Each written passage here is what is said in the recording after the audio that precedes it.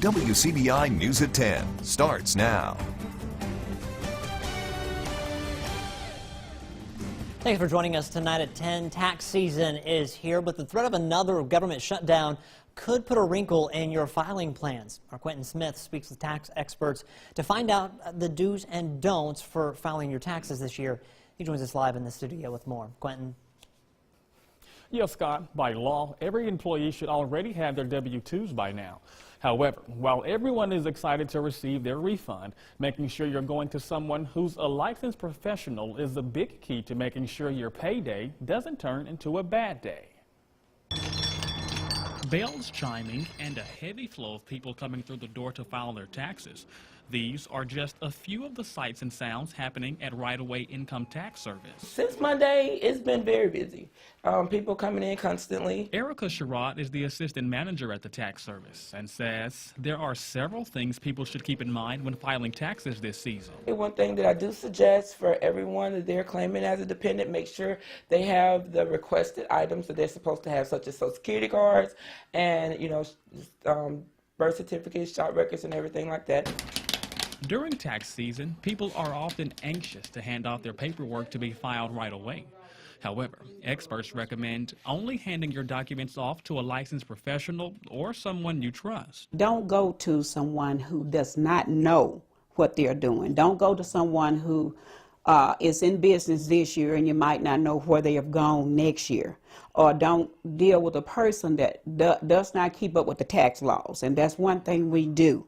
We make sure that we are well informed about what is going on with all the tax laws. And speaking of tax laws, Sherrod says people should also be mindful of the standard deduction rate, which did see an increase this year. For people that itemize, and what I mean by itemize, that you claim your contributions, your medical expenses, car tax, 1098, which is your mortgage interest statement, it has to equal up to that amount based on how you're filing.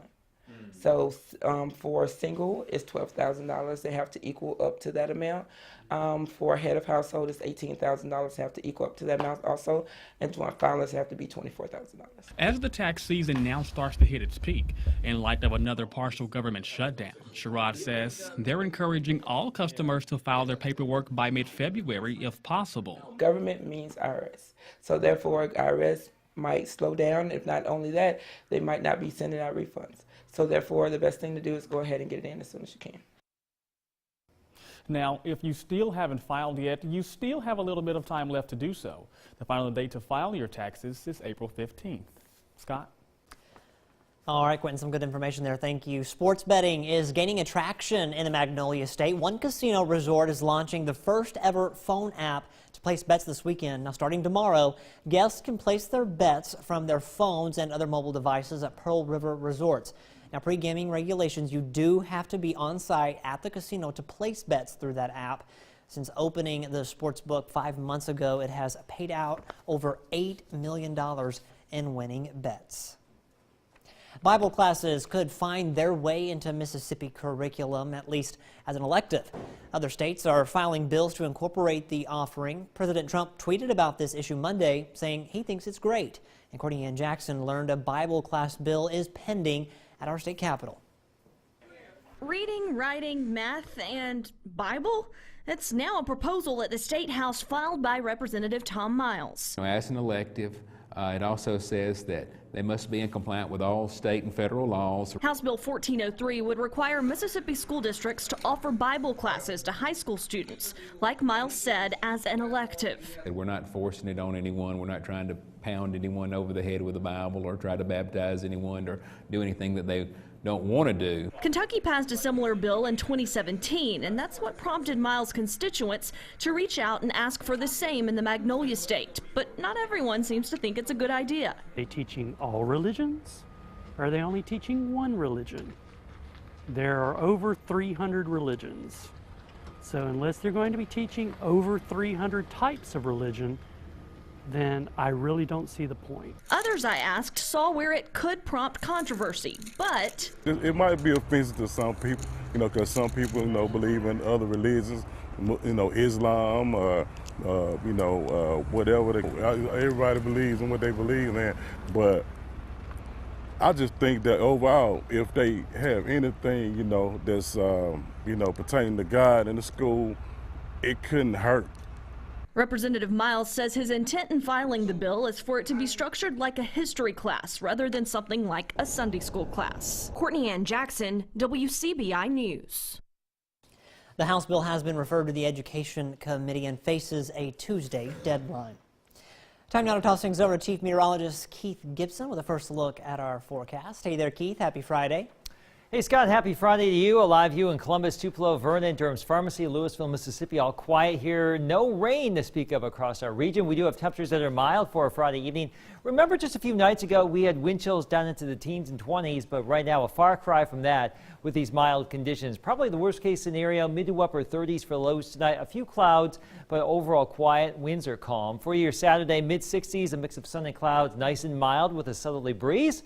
Not too bad. Can't rule out a stray shower, but mild across the board and temperatures in the 60s. We go up from there, if you can believe it. Full forecast in just a few minutes. Mississippi University for Women officially welcomes its newest president today. Riley Livingston went to the ceremony to bring us the story. It's the start of something new at MUW. Nora Miller officially became the 15th president of Mississippi University for Women. I am exhilarated. It's just a wonderful day. I'm so happy, and I just really feel blessed. President Miller is the first alumna to be named president of the university on a full-time basis. And that's what people say makes her the best choice to lead. Miss Miller was a perfect fit. She had been at this university for many years. She's an alumna of this university, and that's very important to be able to reach out to the past graduates of this university for their support. If you look at the past, present, and future, she was a great choice. It's just a dream come true, really, that we have someone of this skill set and this stature to come and be our president. She certainly has the skills, she has the knowledge, she has the passion for the university, and she's just a strong woman. She already has plans in mind to help grow the W. I want to make sure that we are adapting to the changing world around us, that we are reaching students where they are geographically and also where they are in their preparation. And I want to give our students the best possible experience like the one I had here, and just make sure that we're always adapting to make that change as people need. But with growth comes challenges, and one challenge is on everyone's minds. I think one of the biggest challenges is funding. We know that state appropriations have been on a decline the last few years, and we have had to absorb some hits. Based on Nora's background as a chief financial officer and auditor, I think she's well equipped to deal with tough budget times, and she's a great fit for the presidency here at the W. Students, faculty, and alumni are excited to see where President Miller takes them from here. The W has been on an upward trajectory now for many years. It's had solid leadership, and selecting Ms. Miller to continue that leadership was an easy choice, and we're just looking forward to being able to continue that with her leadership. Of the 4 presidents selected since the W went co-ed, 3 have been women. If you spend any amount of time on the hardwood, you know it takes lots of practice, dedication, and a good support system. At South Lamar, the school is honoring a longtime coach and volunteer for their years of leading the Stallion team. Our Cash Matlock, he attended the ceremony. He has more on the story. Cash. Well, the South Lamar basketball court will now be known as the Johnny Wilson Court. Now, Wilson was recognized in between the South Lamar and Vernon games tonight. Friends and coworkers say the honor was well worth it.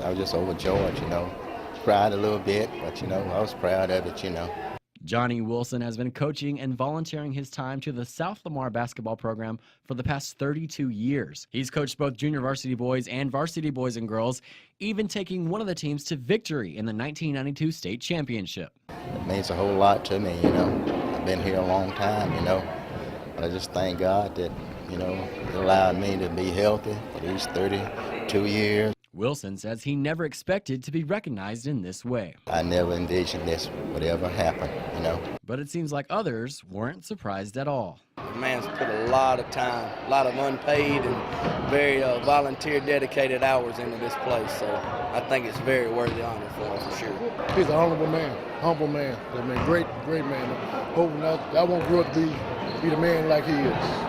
This will be Coach Wilson's last season with the team, but his influence and love for the game will carry on through his colleagues, players, and of course, the bold letters on the sidelines. That name represents longevity. It represents pride in South Lamar, and I think that Coach Wilson represents both of that. High character man. He was on the bench with us, like I said, most of the years that I played, and he just kind of showed us the finer points of the game. You know, he really put in the detail and simplified a lot of things for us. So. And as for Coach Wilson, he's trading in the basketball court and passing the ball to the next game changer. I gave him all I could give him, and I think I'm going to turn it over to somebody else next year. And I'm fortunate, you know, to coach this long, and even I'm getting to coach my grandson, who is on this team this year. Well, Coach Wilson currently does not get paid for his time coaching and assistant coaching the two teams. He says he does it because he loves the game and he loves the kids. Tomorrow is Groundhog Day, a big day here in western Pennsylvania, Punxsutawney. Phil will be predicting the weather. What is he going to see? Probably no shadow. We do expect mainly cloudy conditions, perhaps an early spring, although we have spring-like temperatures here now. More on that after the break. Stay tuned. Your WCBI First Alert AccuWeather forecast with Chief Meteorologist Keith Gibson. Our Saturday is looking nice and mild, 47 at 9 o'clock. By noon, already flirting with 60, mid-60s in the afternoon, 57 or so early in the evening, a mix of clouds and sunshine. Today, look at this, our Alpha Insurance time lapse from downtown Tupelo, looking off to the east. Fair conditions overall, some clouds, but a pretty nice day. About 10 hours and 35 minutes of daylight today. We are going to add 51 minutes of daylight during the month of February.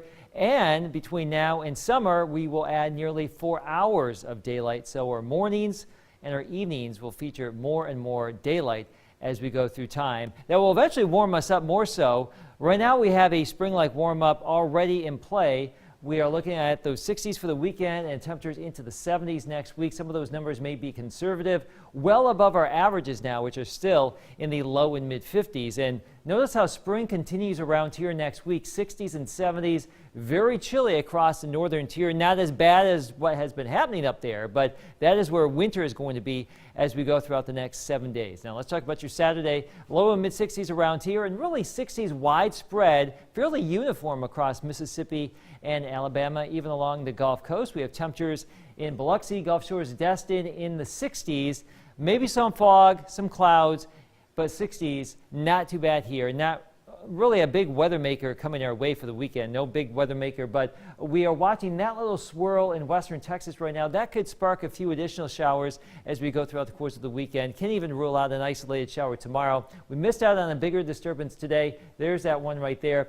And a bigger system back to the western California really is not going to get here. But as we transition into next week, notice how the jet stream is from southwest to northeast. That typically gives us some higher rain chances. And as long as we are southeast of that, it will give us some warmer air as we just talked about. So for your Saturday, Futurecast picking up on the clouds and some sunshine. Some of you may be fairly cloudy all day long. Some of you may see some breaks. And again, we can't rule out a stray shower, but it will be mild. We know that with a southerly breeze at about 5 to 10 miles per hour. And there's that next little disturbance right there that could spread some showers our way as we get into Sunday. But overall, no big system, no weekend washout. We will be watching one front come on into the region early next week. That's going to fizzle out, but we'll have some additional energy give rise to some other rain chances as we get into next week. So that is why we are boosting opportunities here. And not any one of these days may feature a washout, but rain chances will become more likely and perhaps even a few storms. But look at those temperatures, 60s and 70s through a good chunk of next week, Scott. The next district, Camporee, could look very different. We take a look at the beginning of a new era in scouting when we come back. Welcome back, everyone. Today is the first day girls are allowed to join Scouts BSA troops. For the most part, existing boys troops will largely be unaffected by the inclusion of girls because the Scouts are forming separate troops, but the requirements will be the same. CBS's Joe Ducey has more from Pennsylvania.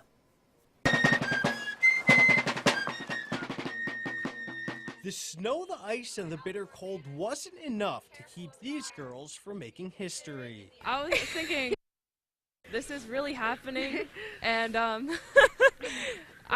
it's amazing. Like, I'd never expected this much and this many people to come out and support us. Flanked by friends, family, and a fife and drum corps, the girls of Troop 82 made their way down a scouting trail. They performed tasks administered by Eagle Scout brothers, fathers, and friends needed to officially earn their scout rank. It was really hard to tie the knots when you can't move your fingers. The path to become a scout isn't an easy one.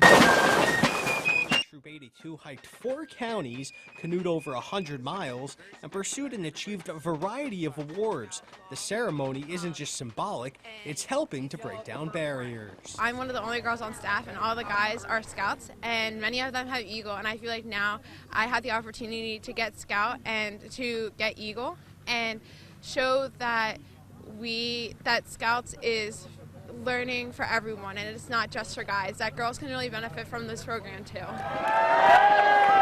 The activation ceremony concluded as the troop made their way across the covered bridge, literally and figuratively bridging them into their scout troop. Girls aren't always allowed to do the same things that boys are allowed to do, like use pocket knives or build fires. With Boy Scouts, it opens the new opportunities for everyone and gives equal opportunities, whether you're a girl or a guy. District tournaments are right around the corner. Every win matters. Highlights from South Pontotoc, Eupora, and East Union next in sports.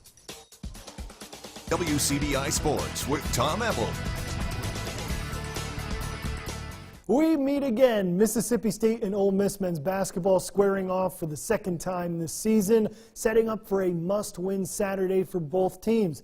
For the Bulldogs, it'll be about curing those road shooting woes. In 2 straight SEC road losses to Kentucky and Alabama, the Bulldogs have shot 6 for 39 from the three-point lane. Ben Howland credits opposing defenses as being the reason. You're playing a team on their home floor. You've got to even be more efficient offensively in terms of execution to get good shots and take good shots. And we missed some open shots in our last game, but we also took some tough shots too. And it's about, everything about shooting has to do with the quality of the shot. Howland says Nick Weatherspoon practiced this weekend, looked good, saying the sophomore guard should be in action on Saturday. As for Ole Miss, things have not been the same since they pulled off that road win in Starkville on January 12th. Since then, the Rebels have lost 4 out of their last 5, but still above 500 in SEC play. Kermit Davis says his team has to find their way once again now that teams aren't overlooking the Rebels. We've gone from the extreme. We went from finishing last year to pick last this year, no expectations, to have a big target on our back. Teams are playing well against us right now, so it's kind of a 2-month period. You went from the one extreme to the other, and that's a good thing, but, there's still some reality to that. Get back to doing the things you used to do, being gritty and practice, having competitive practice, and just me as a leader, just, keep reminding guys, like, this it's a long season. It's not over. We got so much more to play for. Ole Miss and Mississippi State tip off at 2:30 tomorrow in Oxford. You can catch the game on the SEC Network. Let's get to some high school hoops. South Pontotoc hosting Nettleton, a fourth-quarter barn burner. Maddie Pilcher finds Abby Montgomery for the clutch bucket inside. Lady Cougars take a 1-point lead. Next Tigers possession. Fast break. Shaylin Rice hits the fast break layup, so now Nettleton back on top. Now the Tigers down 2 with 30 seconds left. Sharnick Mosley puts on the moves and ties the ball game. Then she locks down on defense, forces a turnover right there. Look at the strip, and she's off to the races. She scores the go-ahead bucket, and Nettleton wins in the barn burner 47-45. Then over on the boys' side, Tigers taking on South Pontotoc. Brett Riley and the Cougars. Bud Hammond hitting a triple from the corner. puts the Tigers on top early on. Later first, Hammond breaks through the Cougars' full court defense, finds Nigel Owens. They're weaving it. That's a nice bounce pass into the land of the Giants, but finishes for 2. And then Sean Pounds swinging the rock, finds Graham Gardner for 3. Nettleton gets the W 79-66. Over to Eupora. The Lady Eagles hosting Bruce. Third quarter, Brianna Petty inside gets the lay-in to go for 2. Trojans trailing by 7. Fourth quarter, Eagles on offense. Around the horn we go. Carr with the finisher. Eupora maintaining a nice lead here in the fourth, and the Eagles one more time. Coffey can't get the shot to go, but Carr right there for the rebound. That's where you clean up the mess. Lady Eagles get the win, 53-41. Now for some boys action. Let's run it back. Bruce taking on Eupora. Getting off to a hot start go the Trojans. Ty Miles scoring the first 2 points of the game. And then the next Bruce possession, DeShanton Malone pulls up from the corner for 3. It's a 5-0 beginning run for Bruce, but the Eagles, the rest of the quarter would be there. Jaron Patterson. Looks like there we go. There's Jaron. He's going to pull up, stop, pop, takes the triple. Eagles roll to a W, 86-73. Packed house in East Union. Getting to these highlights really quick. The people in Union County, they love basketball. Ingomar was a well-oiled machine. Garabeth South to Carson Grisham for 2. Maggie McVie trying to cut in for East Union, cleaning up the mess, but Ingomar dominates 73-20. And last but certainly not least, East Union, Ingomar, division rivals, hosting in boys basketball. DeJuan Hubbard, loose ball underneath, gets the Urchins to go, but it would be all Ingomar in this one. They roll to a win, 79-46. That's it for sports. Last look at your weather is next. All right, pretty nice weekend, Scott. We are in the 60s. Rogue shower possible tomorrow, maybe a few more Sunday. Not a washout here by any means. We stay warm next week. No sign of that old man winter anytime soon. Yeah, we want that to stay way up north. I feel bad for those folks up there. I mean, negative like 48. I tell you what, but they're warming up too, but we're really warming up. Thank God. Maybe we can send some of that y'all's way. We'll do our best. We'll work on that. All right, thanks, Keith. Have a good weekend, everyone. We'll see you next week.